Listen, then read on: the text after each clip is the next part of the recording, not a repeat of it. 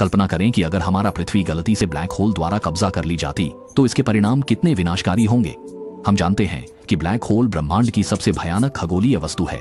इसके गुरुत्वाकर्षण क्षेत्र में गिरने वाली कोई भी सामग्री अंततः निर्ममता से निगल ली जाती है, और पृथ्वी जो मानवों के लिए जीवित रहने का एक घर है, जब इसे एक अति विशाल कृष्ण विवर के पास रखा जाता है तो सबसे पहले पृथ्वी पर समय धीमा हो जाएगा।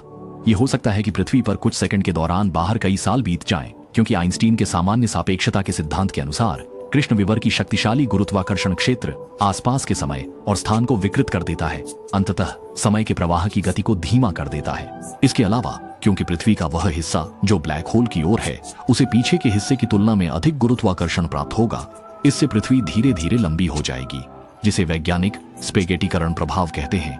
हेइडोंग के करीब की कोई भी वस्तु इसी तरह लगातार खींचती चली जाएगी। सबसे पहले पृथ्वी का वायुमंडल खींचकर एक लंबी पूंछ बन जाएगा, फिर ऊंची इमारतें, पहाड़, महासागर, जंगल आदि सब कुछ ब्लैक होल की शक्तिशाली गुरुत्वाकर्षण द्वारा जड़ से उखाड़े जाएंगे।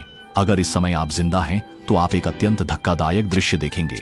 इसके तुरंत बाद पृथ्वी की पपड़ी, मेंटल और कोर भी टुकड़ों में टूटकर खींच जाएंगे और फिर ब्लैक होल के अभिवृद्ध डिस्क में प्रवेश करेंगे, अत्यधिक गति से ब्लैक होल के चारों ओर घूमते हुए।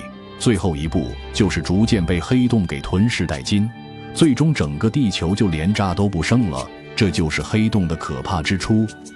सौभाग्य से वर्तमान में खोजे गए सभी ब्लैक होल हमसे बहुत दूर हैं। यहाँ तक कि अब तक ज्ञात सबसे नजदीकी ब्लैक होल भी प्रकाश वर्ष की दूरी पर है।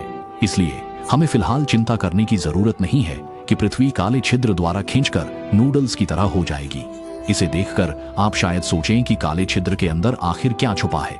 जो भी सामग्री उसमें जाती है अंततः वह कहाँ जाती है। वास्तव में सिर्फ पृथ्वी ही नहीं, प्रकाश भी काले छिद्र के गुरुत्वाकर्षण से नहीं बच पाया। इसलिए ब्लैक होल के अंदर के अंतिम रहस्य के बारे में हम शायद कभी भी पता नहीं कर पाएंगे।